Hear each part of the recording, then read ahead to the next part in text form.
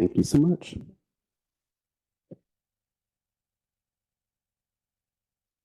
Also, this is just a summary about the state requirements. We don't need to go in detail in this. It's in the report, but these are the components for the standard calculation, and we're recommending to not use that formula. And so our current ordinance, these are the land dedication requirements and the fee in lieu's. And the fee in lieu total includes the fee in lieu and the park development fee. And so that's why you see the total number. And then we also have minimum land dedication requirements of 1 acre unless special circumstances exist. And we're recommending changes to that minimum acreage requirement. Another summary of our current ordinance: it must be spent within 10 years. It cannot be used for maintenance or staff overhead costs. We also have a section in the current ordinance that allows tree mitigation requirements to fulfill parkland dedication fees. And we have a system where we will allow 100% credits for private parkland or 50% credits. And then we also require that the land that is dedicated to us, no more of it than 50% of it can be in the floodplain. And so our recommendations are to utilize land dedications on a case-by-case basis and charge a fee for all park land dedication. We will require land dedication in areas of high need of park access. We would like to redraw the park dedication zone boundaries from 7 to 5 so we can create larger pools of money and larger geographic areas. We believe that this will allow us more flexibility on where we can invest resources throughout the city and that the funds will accrue more quickly. And we were able to reduce the number of zones. Our recommendation for utilizing the maximum of 2% MFI, 2% for single family and 2% for multifamily uses, 2 or more bedrooms. And then we recommended 1% for multifamily uses that are 1 bedrooms and 1% for hotel and motel uses. And so this is our current park nexus zone map, which has 7 zones. This is our proposed map, which now has 5 zones. Based on our October meeting, commissioners had requested that we provide a map showing what would happen if what our accounts look like and where the locations where parkland dedication fees have already been paid. And so this is our current map. We have approximately 4,300 parcels that have paid a parkland fee. And then the amounts at the bottom show that how much money is in each zone throughout the 7 zones. And so this map was let's see. And then this is a map that should have been in the report, but I can also provide a digital copy later. This shows what the money would go and where the account balances would be if we reduce the number of zones from 7 to 5. As you see, the area where downtown is the account is smaller, but that's because we're not including the uptown area in the new boundaries for the zone. We've added pretty much uptown to District 3, I believe, the light purple. So this is we're seeing low fee, we're also calling it the flat fee, but this is a review. Basically 2% of Dallas MFI is $1,308. 1% is $654. And so our rationale for recommending a low fee calculation, as I stated prior, the standard calculation just seems more complex. It removes a lot of justifications for the appeals based on appraisal district land values.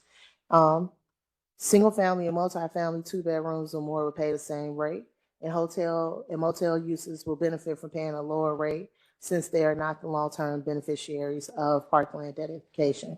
We're also asking to tie future fee increases to the CPI index, which will allow the fee in lieu to keep up with inflationary costs. because right now the fees that we currently have, those have been the same fees since 2019. So we haven't had a fee increase in 5 years. And then this also reduces the number of fees from 2, like I said, the fee in lieu and the park development fee, into 1 fee in lieu.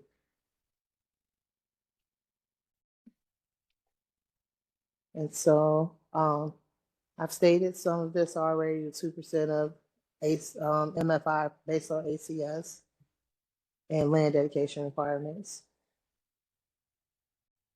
And so the new ordinance also requires us to do a parkland dedication determination letter within 30 days of the property owner's request, which is required by HB 1526. It also allows for appeal process. That means that it'll have to go through city council, the plan, CPC, and county courts if necessary. I've already talked about reducing the number of zones and that we're still exempting affordable units. And I just want to clarify, you don't see the word affordable units in the draft ordinance. Our code actually calls an affordable unit a reserved dwelling unit. And so based on that definition, the reserved dwelling unit and affordable units are the same thing. And so reserved dwelling units will continue to be exempt from parkland dedication fees. And then at one point, we were proposing to move it from Article 4 and create our own Article 14. We are no longer proposing that. And so this is the draft ordinance language. You can see that we added fees for the appeal process and that we've updated the fee tables. So single family and multifamily 2 bedrooms pay 2%, and multifamily and hotel motels only pay 1%. And then we also are asking that every year our fees increase on October 1, and those fees apply subsequently for the next 12 months. Our fiscal year starts in October, so it makes sense to line it up with October 1 instead of January 1. The highlighted areas also show definitions that have been added to the new ordinance. So we added a definition for CPI, density and dwelling unit factor, even though we're not using that formula. We added those definitions to be in compliance with the state law. We also have a definition for land value and a park dedication zone. And then this also should have been highlighted, the plan and reserved dwelling units, which I said our code defines affordable units as reserved dwelling units. And so those are the terms that we can use interchangeably to talk about affordable units. And then we also have a computation of time based on the state law, since we have to do a notice within 30 days. This is language regarding the dedication requirements. We used to have a section for off-site dedication. We are proposing to remove that and only to allow on-site dedication. We also state in the dedication required that it's at the discretion of the director, and that if it meets a need in the park system at the time of dedication, and by payment of a fee in lieu of dedication, or both. And so for single family uses, the payment of the fee in lieu is required at the time of issuance of building permits. And for developments in more than one park zone that abut another, we are still proposing that we could use the fee in lieu to obtain parkland in either zone. We also are proposing to strike the language. Right now, the downtown CBD area is zone 7. We're proposing to change that to zone 1, and we're removing uptown from the CBD area. We also have language just stating the requirements of how the fees should be collected and how long we have to spend the fees. Right now, we have 10 years to expend the fees, and so we're coming upon year 6, and so we're in the process of creating a plan on how we can spend the funds so we won't have to give them back. And then we're also proposing more flexibility with the expenditures, and so we would like to use it for indirect costs such as park acquisition and improvements, appraisal fees, environmental assessments, legal expenses, engineering and design costs, and then we're proposing a maximum of 10% for total acquisition or improvement costs. So this is the language for the single family and duplex. As stated prior, as single family, which we have still been doing since January 1, we collect parkland fees for single family uses at the time of permit. For multifamily, due to HB 1526, we can only collect after the applicant is ready to be approved for their final certificate of occupancy. There's also language here about the request for the land dedication determination.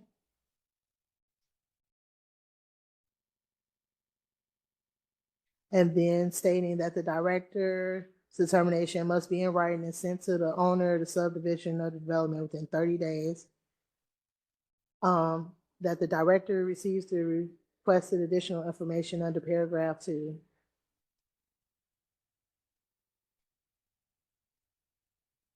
And then this letter is binding for 2 years or the day that the owner of the property applies for a development plan based on the director's determination, whichever of the time is less.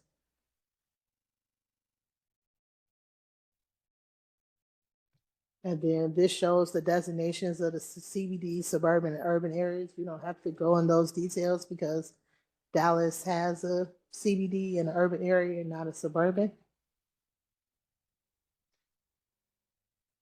And then this just shows how we would calculate the values if we had property that was in more than one appraisal district. This is also the language of the dwelling unit and density factors that were approved by council. Once again, we're not using this because this is part of the standard calculation. And then this is a more detailed appeal process because we didn't have one in the current ordinance. And then this is mandated by state law. So it states if anyone files an appeal, they'll go to City Plan Commission, City Council. If they want to appeal again, they would have to go to the county or district court. And then lastly, we have that a person violating this ordinance, our current fine was $500. We increased that to $2,000. And so this is also just an overview of all the changes. So we removed the credits and deductions. We added the maps that show the account balances for 7 zones versus 5 zones. We were able to reduce the original draft from 31 pages to 21 pages. We've removed the tree mitigation and park development fee sections. We also are making sure that we're clearly defining where affordable units fall, which is under reserved dwelling units, and that we're proposing to keep it in Article 4 instead of moving into Article 14. Pages 22 and 23 of the report basically added the fees of $900 when a person files an appeal to the City Plan Commission or to the City Council. We removed park development fees from subsections D1, and we also removed the fees that were incorrect or no longer apply. And then we've also changed the language. Instead of it, the fees being paid to the building official, the fees should be paid to the director of the Park and Recreation Department. We've revised the hotel and motel uses to be charged 1% of median family income per dwelling unit. We've added language, like I stated, about the October 1st, and instead of changing it January 1, and we've added the language that defines the median family income as the basis for the parkland dedication fee amount and a maximum of 2%, which makes us in compliance with state law.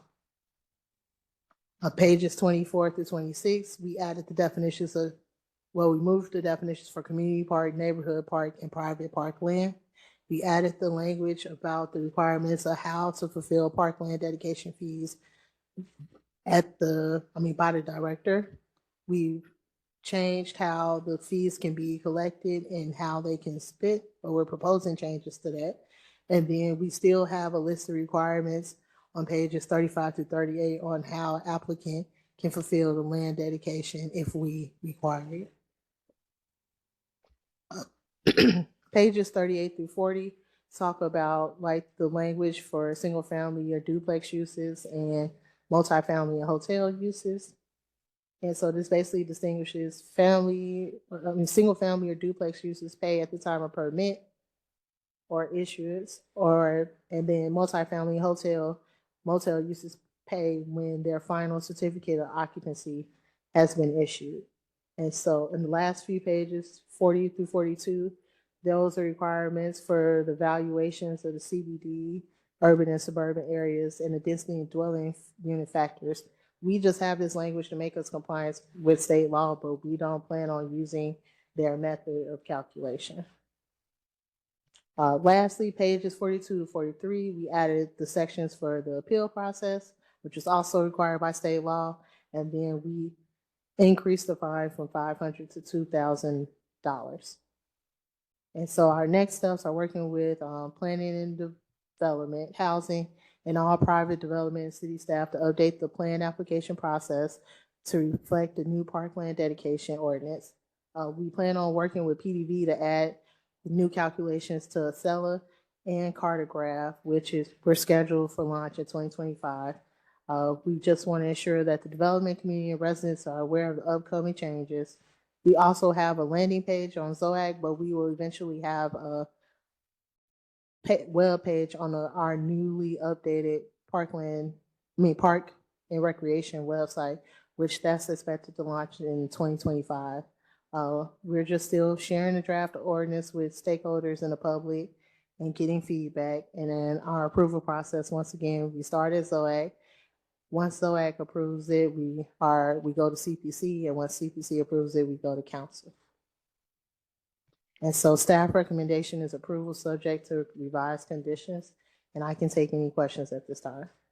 If I could just add one comment, that was obviously a lot of information, but I think the important takeaway from our perspective is that the proposed revisions to the ordinance offer the development community clarity on how to comply with the ordinance. It's in 99.9% of the cases, they're simply going to pay a fee at the time of CO. So the existing ordinance is pretty convoluted, and there's a lot of reasons for why that is.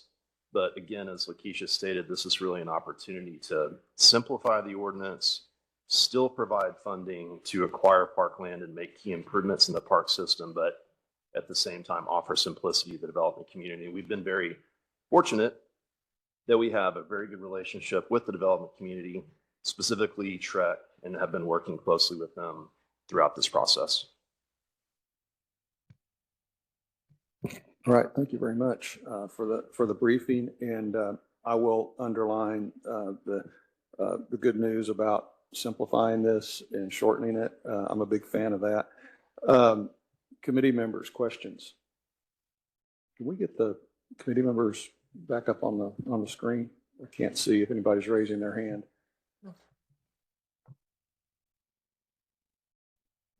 There they are. Okay, I see Mr. Berrien. You're the first one I saw. Okay, good morning. Thank you for the presentation and the rationale. I apologize if I missed this on the rationale slide, but I just wanted to dig a little bit deeper on that. Thinking globally, and I know we're looking just at parkland here, but the permit fees back in May, building permits, I think went up. Depending on the project type, most of them doubled, and I think single family went up like 6 times. So just kind of want to think a little bit more on how we got to using the 2% max allowed by the state. I ran a few just quick examples, and I think this would increase the parkland fee about 50 to 60% on commercial and multifamily projects. So on top of doubling the building permit fees and more so with single family, just seems like a lot at once. So I'm curious if there was like a budget exercise done by the Parks Department to arrive at that versus like a 1.5%, or just, obviously Development Services, as we know, was running at a deficit, and so they needed to do that. So I'm curious as to a little more about the rationale of the 2% versus keeping it more what it is. So thank you. Yes, sir. Thank you for the question. And I'll start, and Lakeisha may offer a little bit more. But as you just mentioned, the state law, of course, does allow up to 2%. However, it's always our position to be reasonable. And although we do have the ability in the state law to go up to 2%, in conversations with the development community, we want to be reasonable. So that's why you see in the presentation that the 1-bed and the hotel motel multifamily projects and hotel motel are at 1%, because a majority of the multifamily developments in town are single bed units. I think it's 70–80%. So, I just wanted to convey that we do have the ability in state law to be a little more aggressive, but it's in our best interest and the city's best interest to not overburden the development community, as you mentioned, because there are other fees, obviously, that are paid by the development community. But we haven't raised these fees in 5 years. They've been totally flat. So this is, there is an escalation, certainly, but we're, again, trying to be reasonable. Okay, thank you. And forgive me if you mentioned this, but are these fees, I think we went over this last time, so forgive me. These are strictly used for the land acquisition, the purchase. This is not operational funds for the Parks Department, correct? That's correct. Yes, sir. We use them in 2 ways. We use them to acquire land and to develop parks on the land that we acquire. In limited instances, should we be bumping up against the 10-year time horizon, we would use a portion of those fees to redevelop or develop existing parks. But these funds are not used for maintenance or anything like that. It's strictly park development and land acquisition. Okay, thank you very much. I saw Mr. Reeves' hand up a moment ago, and then Mr. Rubin, I believe. Yes. Thank you, Mr. Chair.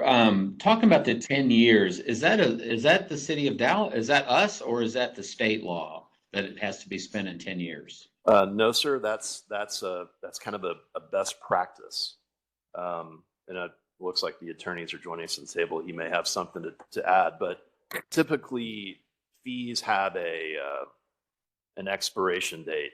And so when we were developing the existing ordinance that we're obviously talking about amending, 10 years was the time horizon that was routinely utilized around the state, but it is not a part of the state law. Mr. Moore, did you have something to add to that? I do not have anything to add. I thought that was a very thorough answer. Bummer. I always appreciate when I ask a difficult question where legal has to get involved. Dang, I'll try again. So is 10 years enough? Really, I mean, if just where the city is trying to buy a parcel of land and it's a little more expensive, and they're kind of, we're not going to spend all of our budget. We're pushing it over here, pushing it over here, pushing it over here. Is there a fear of bumping up against that 10 years because you're trying to purchase a piece of land, or that's going to be a little more expensive? Yes, sir. Absolutely. If you're asking my personal opinion, I'd love to have 15 or 20. But, 10 years is kind of the guardrails that have been established. And, of course, you also want to be sensitive to the folks that are paying into this. They want to see something delivered from those dollars that they have paid to the city. So although I would love to have a little more flexibility, 10 years is a reasonable amount of time for us in the park system to make decisions about how best to use those dollars, whether it's through identifying key land acquisitions or improving the parks that we currently have. Okay. All right. I got a couple more questions. There was something I read, or maybe I dreamed it up, about bike path connectivity. And because I know if you're getting your fees in one zone, you're supposed to spend them in that zone. Is there any bike connectivity? Because a bike path could go into another zone, and it would actually benefit me in the zone that I'm in right now if that bike path goes a little bit further. and, you know, the whole connectivity thing. So I can see spending it in this area, but spending it on that bike path that extends that bike path where I can now go 10 miles instead of 3 miles, seems like a good thing to potentially write in. Yes, sir. The existing ordinance does contemplate such a thing. So the funds that are generated in Zone 7, which is currently the CBD plus the adjacent neighborhoods, you have the ability to use funds generated in that zone for connectivity throughout the Okay. trail network. My personal desire is to be a little more liberal in that interpretation to allow key park projects or park developments from Zone 7 in the other zones. The theory is the downtown area is kind of the hub of the wheel. Everything is kind of in the park system, finding its way to downtown one way or another, whether it's through the trail network or otherwise. So although you're correct that Zone 7 can be spent on trail connectivity, I would desire to, again, expand that definition just a little bit to allow key park projects around the system to benefit from those funds in that downtown zone. I just want to jump in, Commissioner Reeves.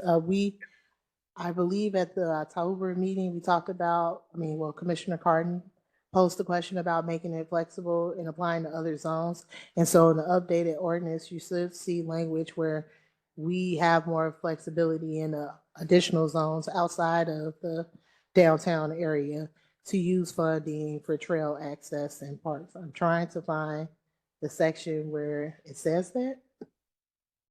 Or Daniel, if you can point me there. 4.1006. Thank you, Commissioner Rubin. Oh, yeah, so it should be under, well, let me see. Which page is that? It's section 4.105C. I do not have the page number on this. 29 and 30 of the packet. What was that Oh, yeah. page? And so I believe it was page 30 when I talked about section 4-1005, letter C. Payments may be used only for acquisition or improvement of parkland facilities and to increase connectivity in the city's trail system located within the same park dedication zone as the development. Fees may be applied to any type of park site or improvement within a park dedication zone in accordance with Park and Recreation Department prioritization. Okay, so it has to be in the same, you can increase the connectivity, but it has to be within the same park dedication zone as the development. Yes, but we have a clause where we recognize that sometimes properties abut two zones. And Right. so we have established that we give ourselves flexibility where if a project touches multiple zones, we would be able to use funding for both of those zones to complete the project. Okay. And you guys are comfortable with that flexibility? Because personally, I think that flexibility is very important. Having walked and biked many of the trails around Dallas, it's very appealing to be able to go a long distance and, from the Katy Trail to downtown to the Santa Fe Trail. That's all super doable. And you're hitting 3 different zones there. So I can argue improving something down at the Santa Fe Trail when I live up by the Katy Trail actually and benefits me as well. Yes, sir. We very much support the flexibility offered. Absolutely. So do you have, in your opinion, do you have that language in this current document before us today, or would you like to go a little bit further? Well, I think it's clear that the key trail connections is included, but again, as I stated, I would prefer if the definition or the language could be expanded in such a way to allow for, and I'm using finger quotes if you can see me on camera, key park developments in other zones that could benefit from the funds that are accrued in the downtown zone. The problem with that, Mr. Reeves, is we're going to run up to a nexus principle under the Nolan and Dolan apportionment test. So if we want to change that language, that would be something that we would first have to look at, and I would have to do some legal research to see if that language would be permissible under the apportionment analysis and the exaction test that courts have laid out. And for a little historical context to add to Mr. Moore's comment, when I did this several years ago, working very closely with the city attorney's office, I kind of pushed the envelope at the time as much as I could to get the trail connectivity piece. So it's really a matter of pushing the envelope a little further with the city attorney's office to further expand that definition. Well, I mean, I can't speak for everybody else here, but I would be open for that, for sure. And that's it. Thank you. Thank you for answering my questions. Okay, I believe Mr. Rubin has some questions. Well, Mr. Reeves actually asked some of the same questions I had. I was a little confused by the relationship between C and E. Maybe one way to skin this cat without running into a nexus issue is to take the language of E and make it applicable citywide. So, talking about for recreational benefit of the residents of that area rather than constraining, expenditure for connectivity to a particular zone, have it be for residents of a particular area to allow connectivity funds to flow a little more liberally than actual, park purchase funds. That may be one way to get there again. Welcome, CAOs and staff's thoughts there if they have any. There may be better ways to do it. One other question. I just want to make sure that we our language is consistent between 1005 and 1006 because 1005 and 1006 A, B both talk about how the funds can be used, and 1006B talks about the Parkland Vacation Fund must be used for the acquisition and improvement of parks, and I assume that includes connectivity there, but since we have what the funds can be used for split between a couple different sections of the ordinance, I just want to make sure we're clean and there's no confusion there. Yes, I will clean that up. Okay, perfect. Final question, again, following up on one of Mr. Reeves' really good questions. So we throw all these parkland dedication funds into a sort of bucket for each zone. How do we track what dollars are thrown in by each, payor of the funds? And then I guess the funds in first, come out first. Is that how you tell whether your funds have been used over 10 years to figure out whether you're entitled to ask for a refund or not? Yes, sir. You're exactly right. That's exactly what we do. Each fee that comes in has for lack of a better word, a timestamp. And the fees that come in first go out the door first. Okay. And there's no problem from an administrative perspective of handling that. That's not a huge pain in the rear. No, that is very much Lakeisha's responsibility, and she's doing a fantastic job. Great. Well, happy to hear that Miss Bird is doing great with that. Okay, that's all I've got. Thank you so much. Thanks, Mr. Rubin. Do we have any questions here okay, Mr. Carden? Oh, pardon me. Or Vice Chair Blair. Just a couple of questions. And yes, this is greatly improved. So thank you so much for working on this. Just two things. So I noticed on the parkland dedication, you had a minimum size of 1/2 acre. Is there a particular reason for that? Yes, sir. So that gets to an issue that we have talked a lot about with the development community. But getting to the philosophical level, a 1/2 acre in certain parts of town is the kind of minimum amount of space that you really need to have an impactful public space in the park world. So that's the reason why that 0.5 acre shows up. That wouldn't really be applicable for a lot of parts of town, but in certain parts of town, if you think about the Cedars or you think about Uptown, a 1/2 acre park could be really impactful to the residents that live around that park. So that's where that comes from.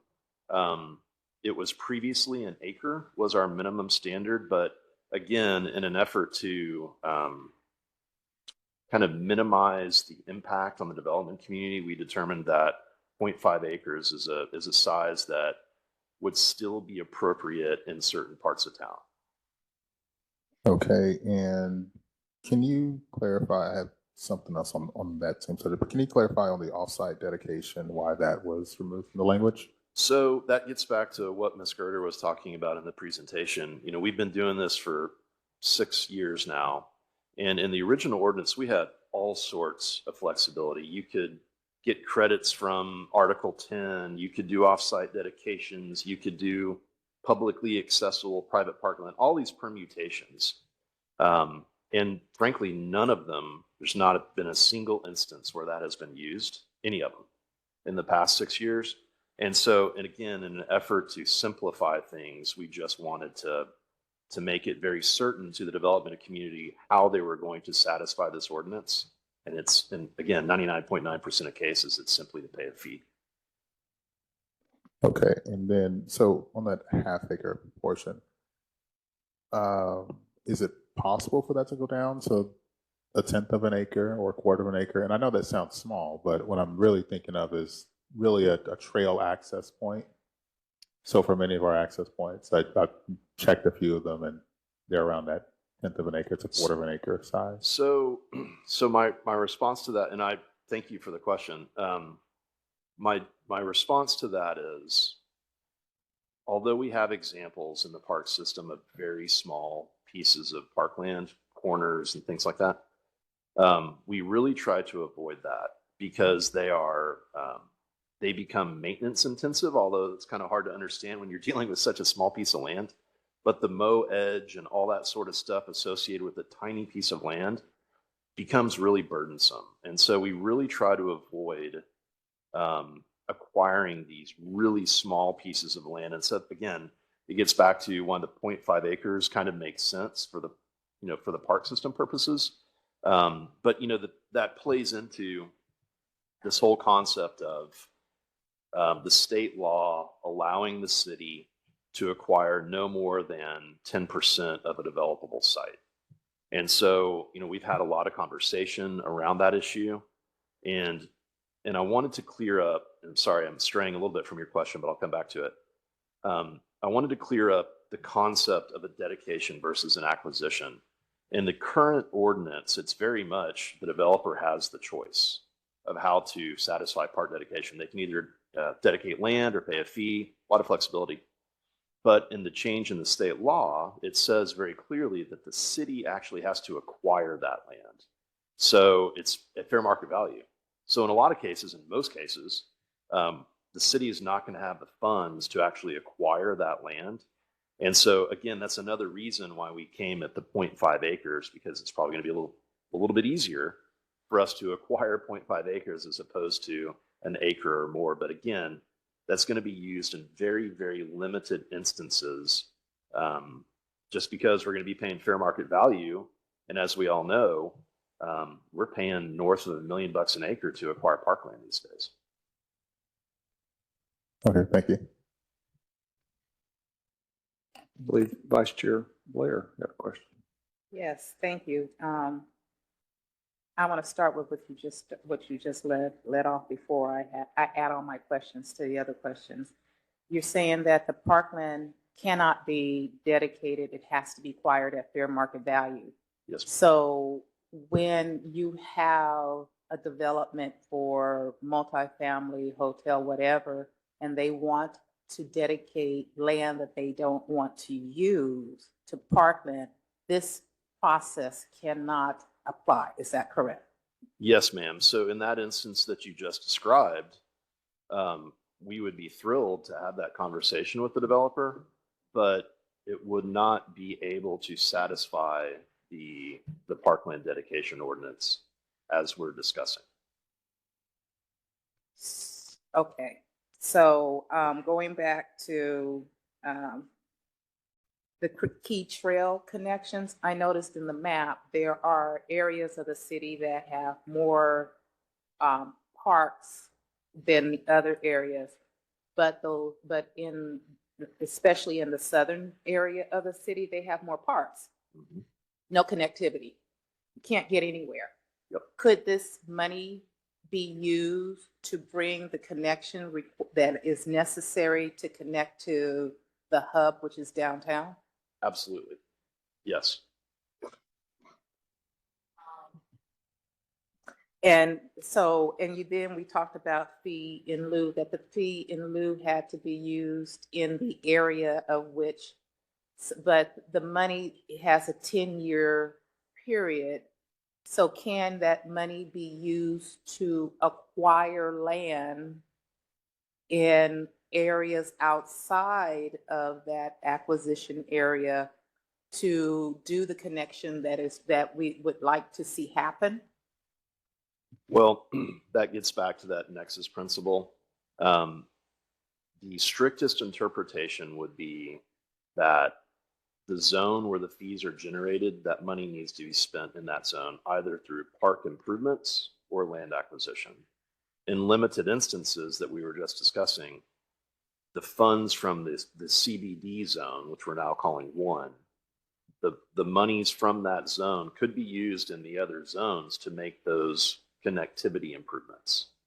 So can this ordinance be written to broaden, to further broaden that opportunity so that the connectivity that is needed in other areas that don't see the fee in lieu can still participate in what the desires are for the Parks Department and the City of Dallas? Yes, ma'am. And I see Daniel joined us again.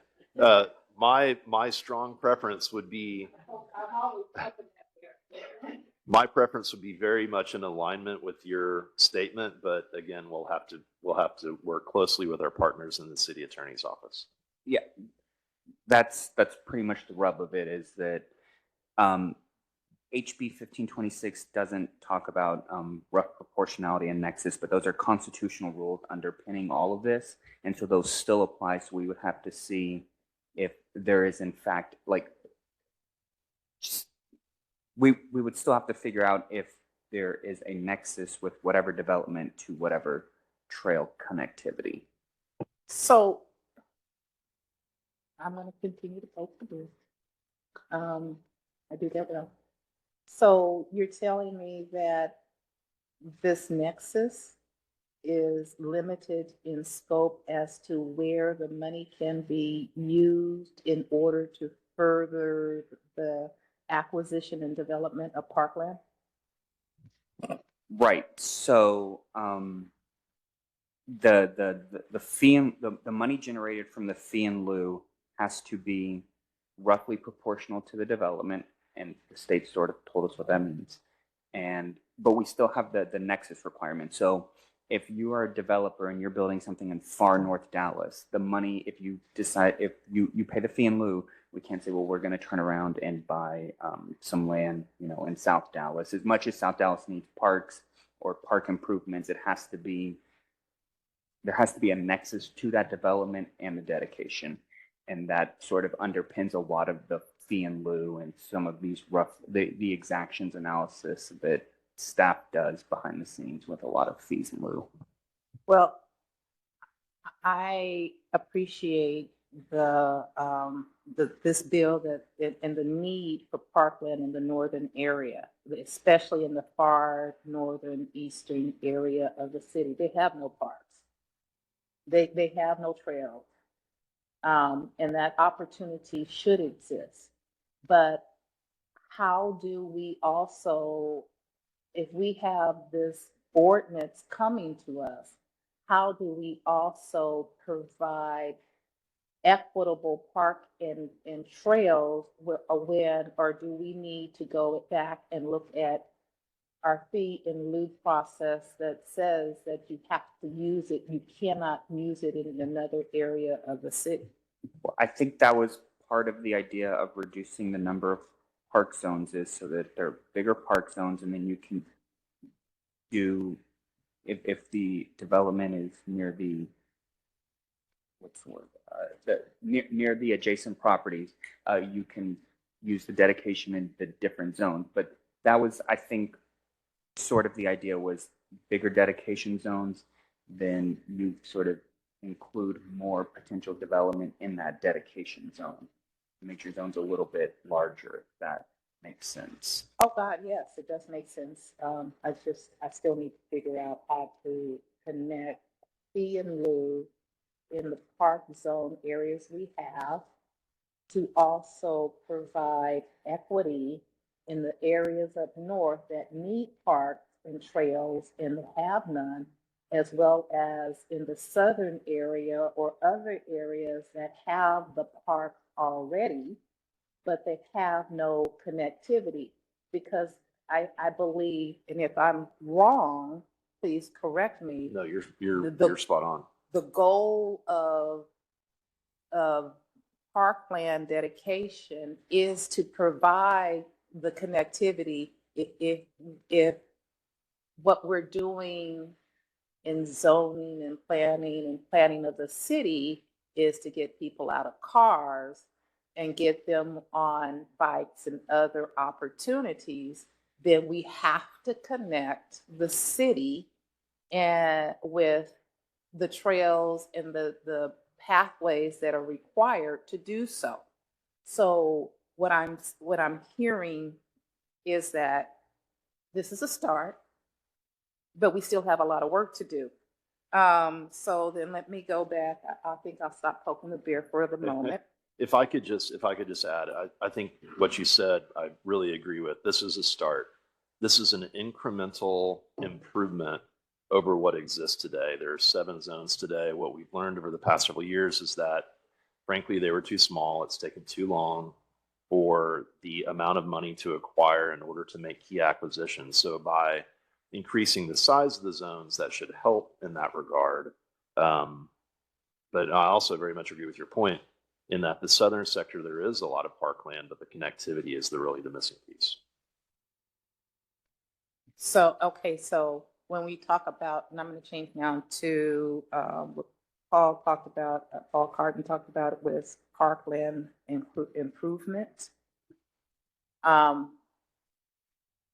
Would you have a 10-year period in which this money can be used, and what we have drilled down to, it must be used in one of these 5 parkland areas?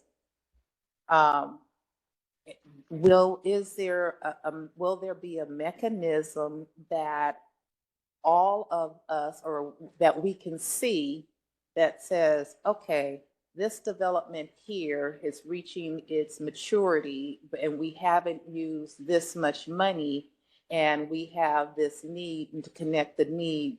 Sometimes we need more than one person. I'm not saying that anyone in your organization is not going to do it appropriately, but what I have found with the city of Dallas, sometimes we need a bigger audience to just verify that the money is not wasted when we can be spending it within the needs.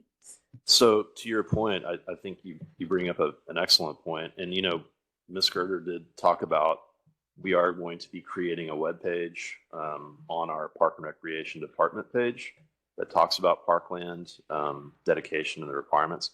There's no reason that we also couldn't have some sort of information that's available to the public that says, hey, in zone such and such, there's this much money. So I think we could be a little more transparent, which I think is your point. I'm totally 100% open to that, to having more information available to the public about park dedication and the amount of money that has been accrued available on the website. Thank you. Want to make sure I get everybody.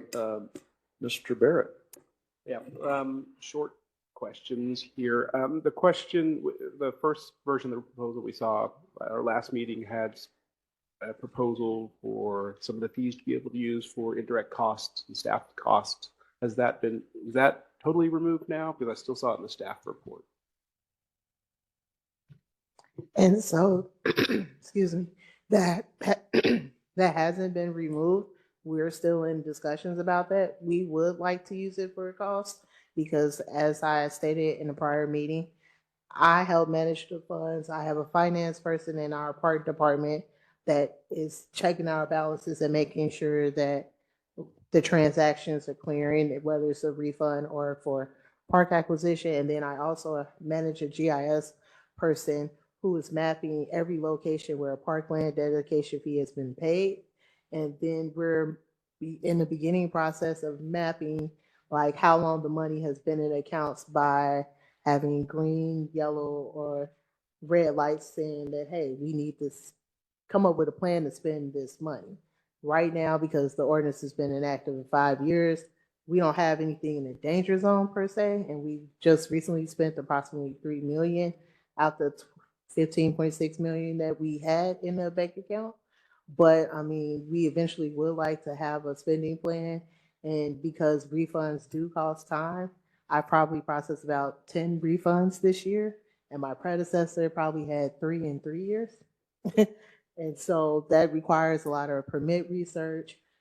I would like a little bit of the money to go to administrative costs because I feel like the city is basically eating that cost when we're managing these funds if it's not allowed for that.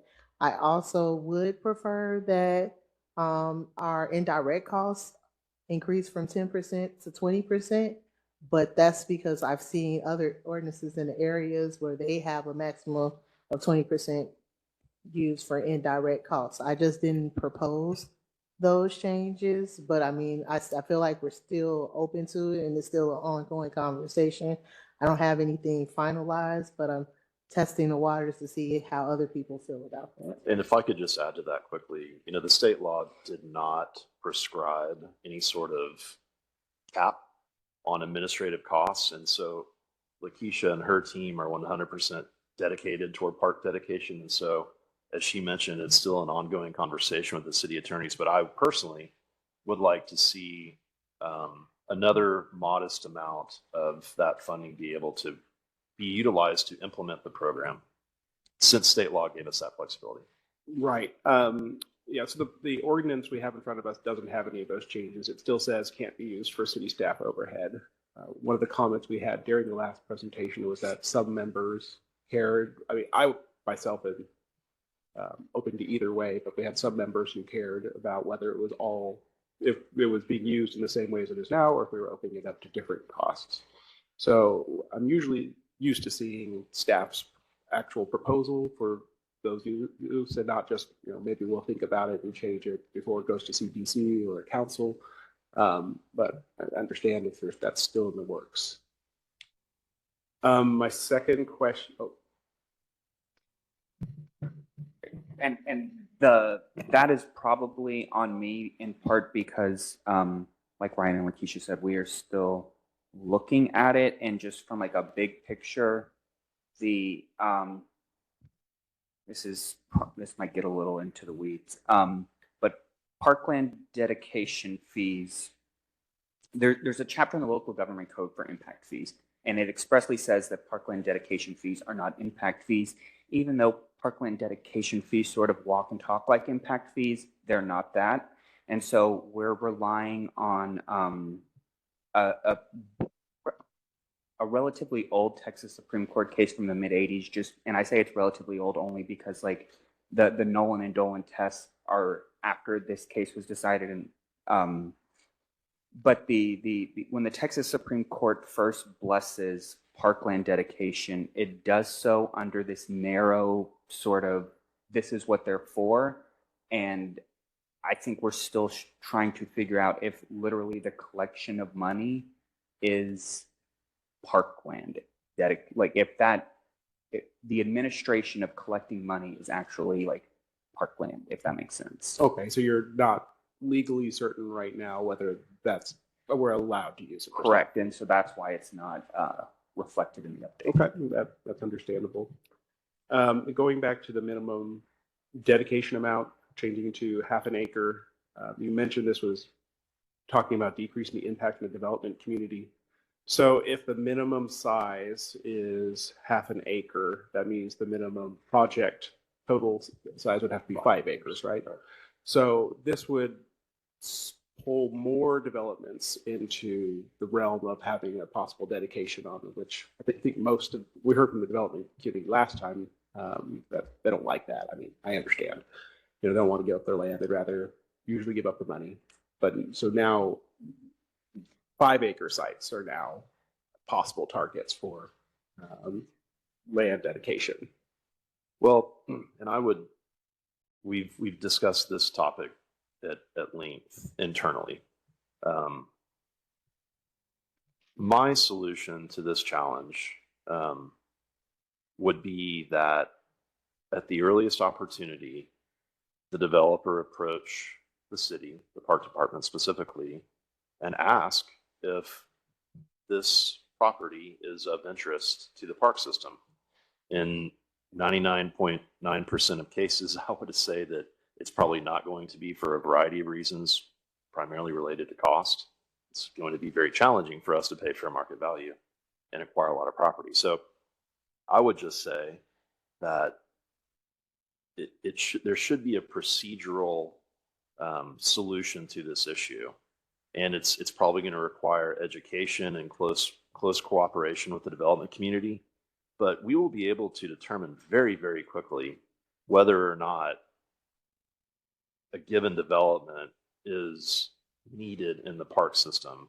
And I know the state law says 2 years, but if it's legal, I would be very open to the idea of having that exceed 2 years, because things don't change that frequently in the park system. It's not a super fluid environment. So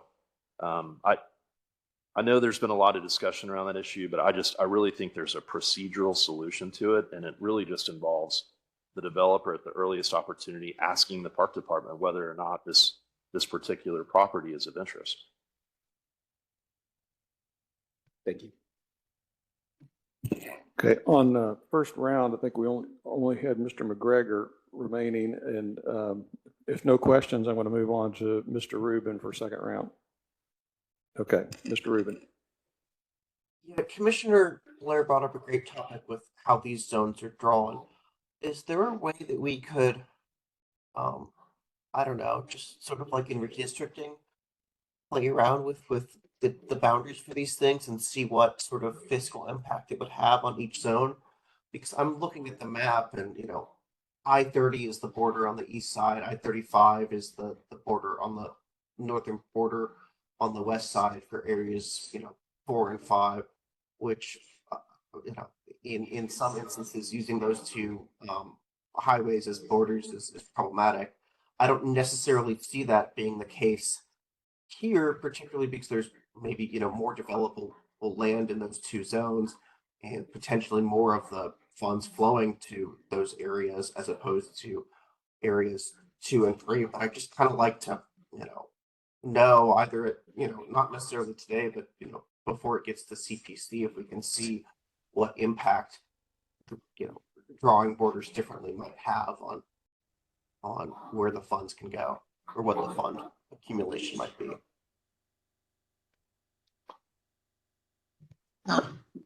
I would have no problem with that request at this point. This map that we're showing you today, that's the map that we felt was the most natural. I purposely tried to design it with highways, and I flipped between like the toll road being the hard border for zone 3 versus 75. And so that's of my own choice and preference and what we had in internal discussions. If you would like to see different versions with the different maps, I could generate that.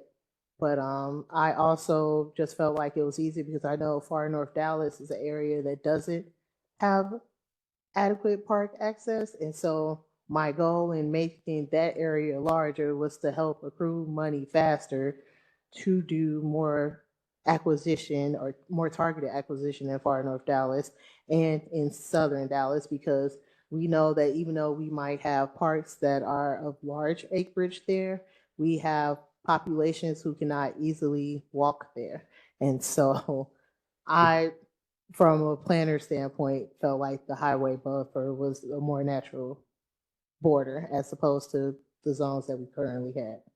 Yeah, and I'm not saying that it might not ultimately make sense. Just to follow to make sure I understand, if you sort of play around with the borders, are you able to see projected impacts of fee and lieu going up in one zone versus down in another zone? Or are you not able to see those? Are we able to get those projections? So I can get those projections, but at the time I was looking at it from more so an acreage standpoint versus a fee generation standpoint. Okay. Could I chime in just for a minute on that topic? I know that park staff had discussed sort of the impact of not having this ordinance updated yet, and I wonder, while we're thinking about some of these deeper decisions, we're also thinking about the impact of keeping this ordinance in process and not yet adopted. So I don't know if staff wants to speak to that. I appreciate that comment because we have, since we've been in the process of revising the ordinance over the past year, we have missed out, frankly, on a relatively significant amount of funding that could benefit the park system. So although we want to take our time and have this be a robust discussion and rigorous process, we also want to be sensitive to moving this along in a way that is reasonable. So my only other comment to your question would be, there's not necessarily a right or wrong way to draw these zones. I've been thinking about park dedication zones for years now, and there's all sorts of ways to do it. Some have benefits, some have deficits. So, in my mind, it generally makes sense to use the kind of typical city delineations between things. And, of course, we typically utilize the freeway system for that. But the other thing I might say is, should we recognize over let's say this gets implemented next year, let's say over the next 5 years, we find that these zones aren't working for whatever reason, there's always an opportunity to come back at that 5-year mark and revise the zones again to accommodate whatever had been occurring over that previous 5-year period. Even before you hopped in, I was thinking about adding. I have the luxury of being able to get a second bite of the apple on this, since I'm also on CPC. So I personally don't see playing with the zones as being something that's absolutely necessary on my end to do before it gets out of ZOAC. I don't see that as a reason to delay it, but I would love to have that conversation after plan commission, or after ZOAC, to see if we need to make adjustments at CPC and if those adjustments can be made without substantial delays to the process, because I do think it is important to get something on the books. Yes, sir. Thank you. Does that conclude your questions, Mr. Rubin? Okay. I don't see any other questions from committee members. Do we have any comment from the public this morning? Ms. O'Brien?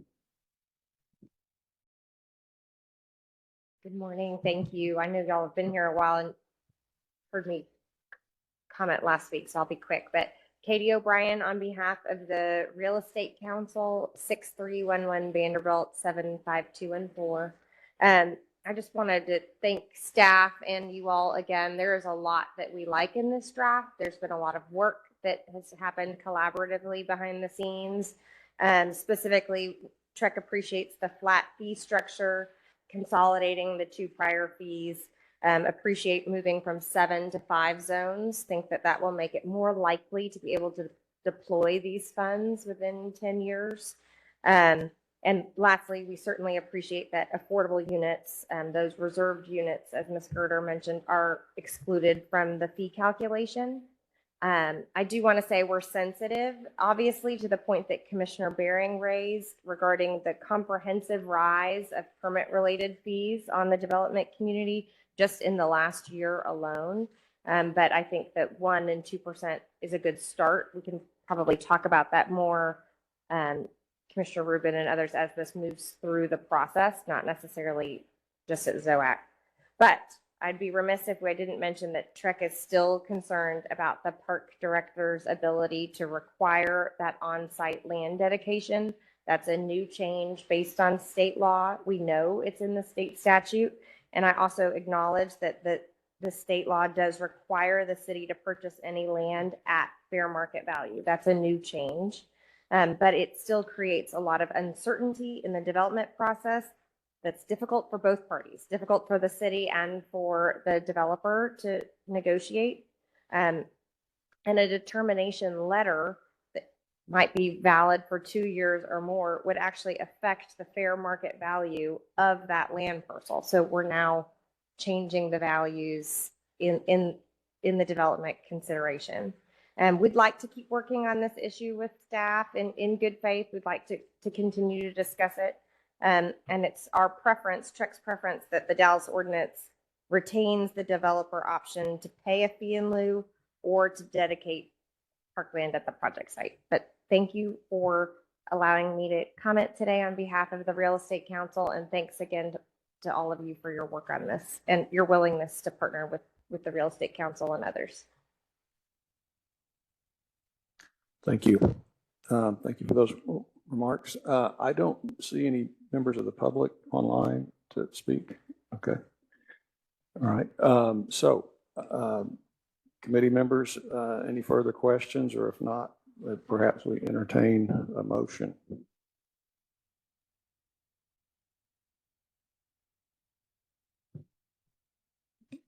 Vice Chair Blair.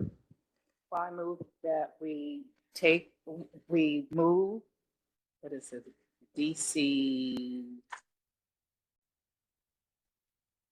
that we close this in ZOAC and move it to, I'm gonna find my notes in a minute, DC 234-002, that we close the public hearing in ZOAC and move it on to CPC. With the revisions as briefed today. In our discussions today. Second. Thank you, Mr. Carden, for your second. Vice Chair Blair for your motion. Any discussion? Can I make a friendly amendment? Mr. Rubin, yes. Just to update sections 4.1005 and 4.1006 to clarify that however the city attorney finds it appropriate to do so, to allow the connectivity to be used citywide for recreational benefit of residents in the area and not just limited to zone 1. Okay. Ensure that 4.1006 is consistent with 4.1005 as to allowing for the fee and lieu funds to be spent for connectivity. Okay, and Vice Chair Blair, that's okay. Okay. I actually appreciate that friendly amendment. And Mr. Carden. Okay, thank you. Mr. Rubin, I believe that's what Mr. Moore said he was going to work on, right, a few minutes ago. So, okay, that was a good catch. Thank you. Any other discussion on the motion on the floor, Mr. Reeves? Yeah, I definitely am supporting the motion and the friendly amendment for sure. I hadn't really thought about changing the nexus zones, but the only thing I agree with, probably, unfortunately, following a highway system is the best way to go. But would it be any benefit if we made the center downtown district all the way out to Loop 12, for example, to expand that center?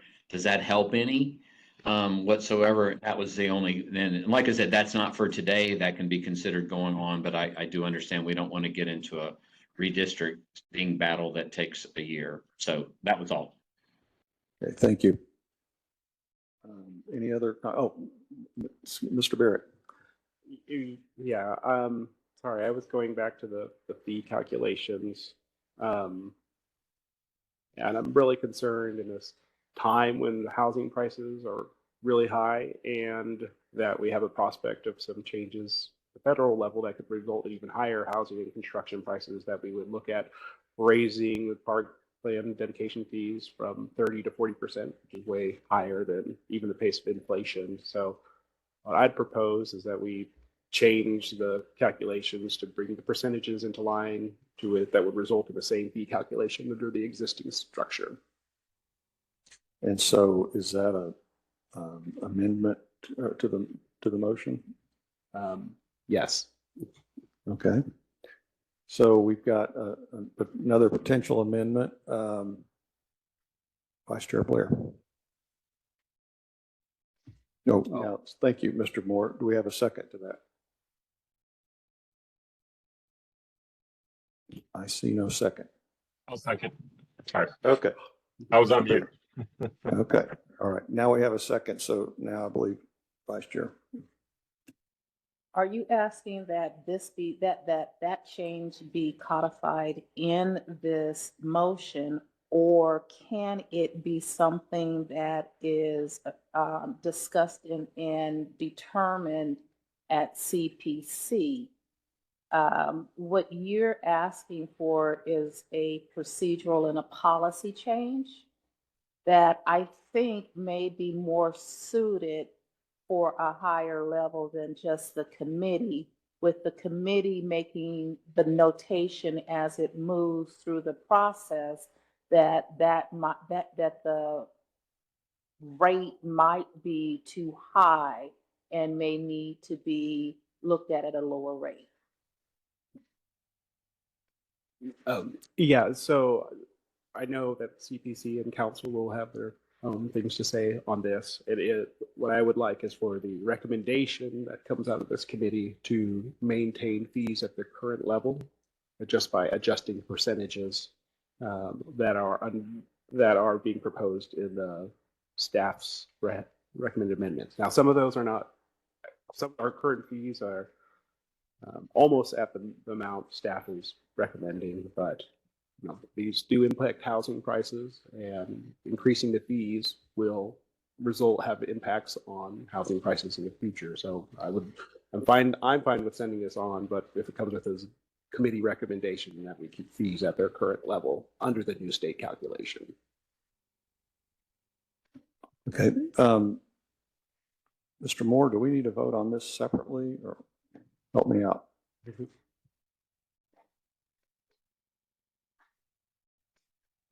Yes, sounds like it's not a friendly amendment, so we would dispose of the amendment to the motion and then the main motion itself. Okay. And during my question, I believe I saw Mr. Rubin's hand go up again. Mr. Rubin. Yeah, I certainly like what Mr. Barrett's thinking, and I had similar questions, particularly in light of the 345 million or however much that we authorized in the bond for parks earlier this year. And I understand that this money may fall into different buckets than that bond money, but the city did make a very significant investment in parks. So thinking about whether we also want to up this fee, I think is a super important question. However, our understanding on the ZOAC and even the CPC side of city fiscal matters is we don't delve into those matters all that often. So I think this is ultimately a council decision, and I think it's a very important issue to flag for council, but I don't particularly feel comfortable making a recommendation here. So I will respectfully oppose the amendment, but I hope that council takes a very good and hard and serious look at it. Okay, thank you, Mr. Rubin. Any other discussion on this motion? I did want to make a statement about the fee concerns. I understand that in relation to our current fee structure, these fees for the multifamily 1-bedroom, multifamily 2-bedroom, and a hotel motel are substantial increases. I do want to point out for single family, our proposed rate structure is only about a 12% increase. I have the research that shows what our fees are in relation to other places in the Metroplex. Actually, our fees are still just nominal increases compared to other cities. Like South Lake, for example, charges $6,500 per dwelling unit for residential, and they charge $8,700 for commercial uses. And they're allowed to charge on commercial uses because they don't fall under HB 1526. And so if you would like to see information of where we are in relation to the Metroplex, we're still at the bottom half. And although I understand that this is a substantial fee increase, I want you to know that there are municipalities that are charging 5 to 6 times more than what we're charging. And we also haven't had a fee increase in 5 years. And even in the structures that we proposed today, we didn't follow the full extent of the law. We could have charged everyone 2%, but we found a way to build equity into that because we know that there are more long-term, certain uses that are long-term beneficiaries and certain uses that are short-term beneficiaries of that use. And so my concern at this point when we're dealing with rising costs is that we do not make it too low, especially because we know that acquisition costs have exponentially increased in the past 5 years. If I could just add one further comment, and we are very appreciative of the very significant bond allocation we received through the 2024, but with the exception of a project in District 11, there is no money at all in the bond program for land acquisition, and we very much rely on this source of funds to continue to grow the park system as our community continues to grow. All right. Mr. Reeves, did you have a comment? Yes, I mean, I definitely will not be supporting this amendment or this last motion. I mean, I'm looking on page 14, it's a percentage increase of 42% for the 250 apartments and like 30%. And, you know, if you look at the last 5 years, everything has gone up more than that. So I don't think we can have our density cake and eat it too. We all want more density and we want to clear the way for more and more density. We can't have more density and then cut and not allow the parkland dedication to keep up with just inflation even. So we can't have our cake and eat it too here. I'll definitely be opposing. I'd like to say that CPI is up 27% from 2018 to today. We have fees going 30 to 40%. The only one that is less than the inflation is housing, is the single family home, which is capped at the 2% allowed by the state.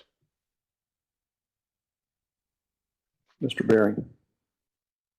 I'd just like to clarify my second and ask a question. I believe it was stated that instead of the 2%, there were some that were at 1%. Was that multifamily?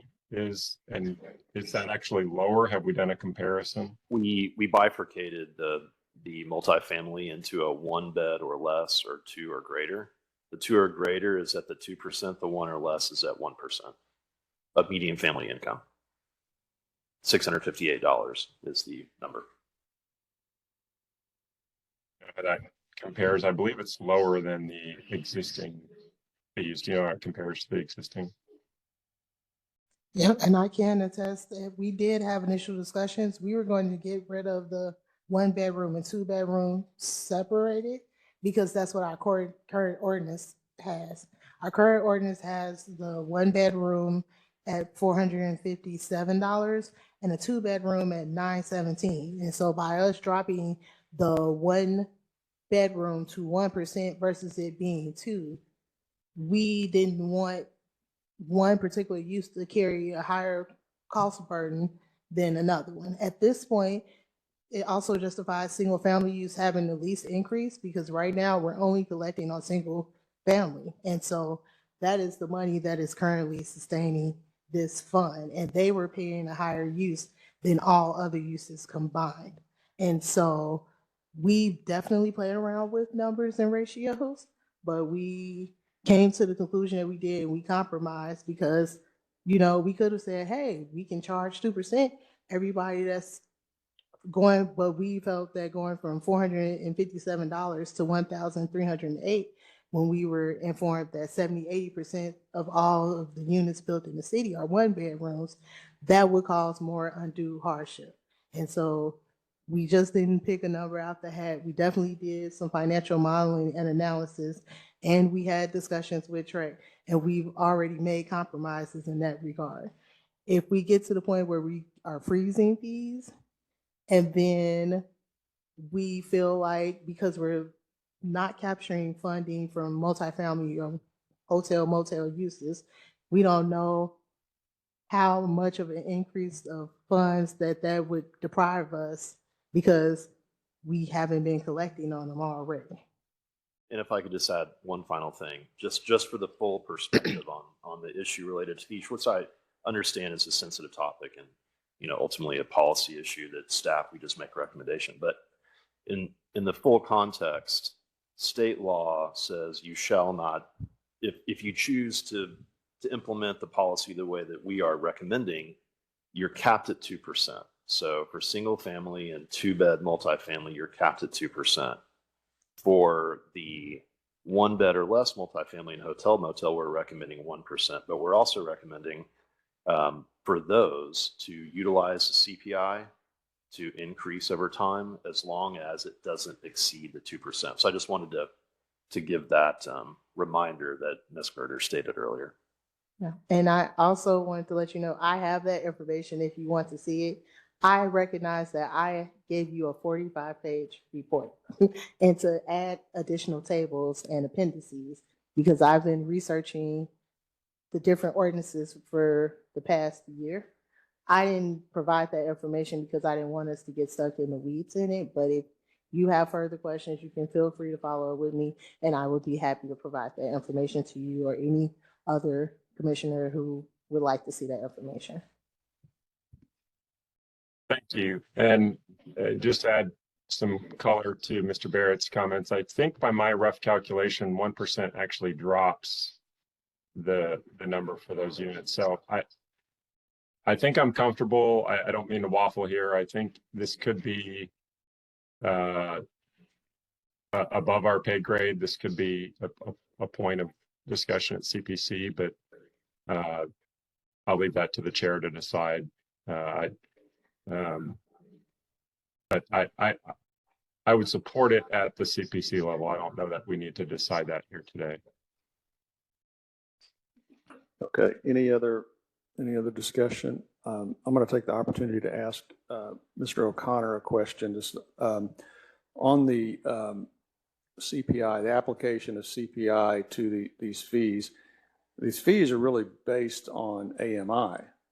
Does it not adjust? I mean, doesn't it? We knew AMIs, but so explain to me why we're using CPI.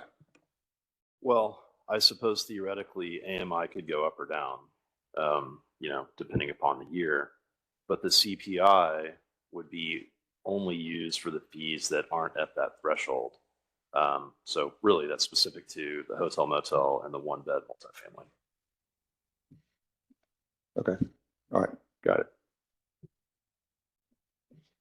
To get a little bit more into the weeds, staff is proposing using the flat fee, but under the statute, there's the standard fee, which is the much more complicated math formula. And in that formula, the CPI really starts to matter because it's about it has to do with the value of the land, and you multiply that by the CPI for every number of years. So that's where the CPI really gets into it, is for the more complicated of the two fee structures. Okay, so really, we're going to probably be more impacted by changes to AMI. Correct. Okay, got it. Okay, that wasn't the weeds. Why don't we vote on this motion from Mr. Barrett, seconded by Mr. Bering, to, in essence, lower the fees. All in favor, say aye. One. Okay, thank you, Mr. And opposed, nay. Nay. Nay. Okay, motion fails. So we're back to the original motion by Vice Chair Blair with the adjustment by Mr. Rubin's friendly amendment.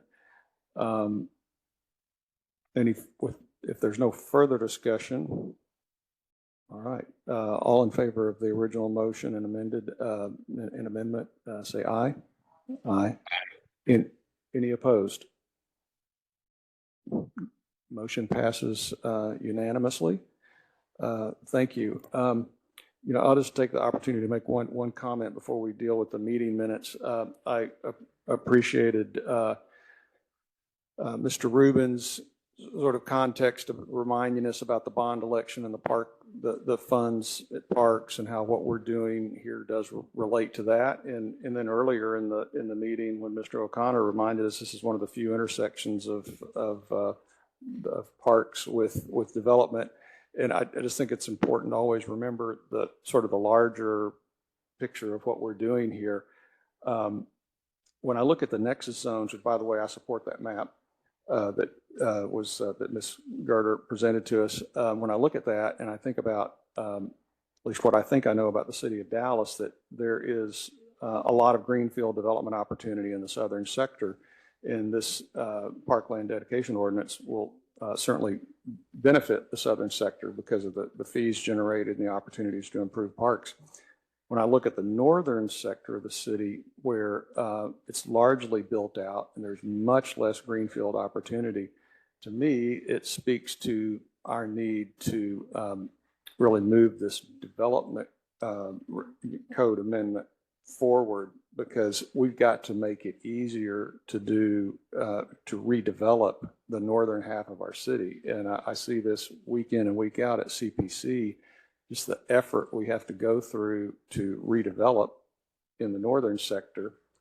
So hopefully good things will come out of the code rework that will make that redevelopment easier, which will then make it easier to improve our parks. So a little editorial comment. So I think the only other business we have this morning is to approve the minutes from our previous meeting. The date escapes me on that, but you got it in your packet. The date is November 19th, 2024. November 19th, 2024. So moved. Thank you, Mr. Rubin. In a second. Second. So, okay, Mr. McGregor, thank you. Motion and a second to approve the minutes from November 19th. All in favor, say aye. Aye. Any opposed? All right, motion passes. Mr. Wade, I believe that concludes our business today.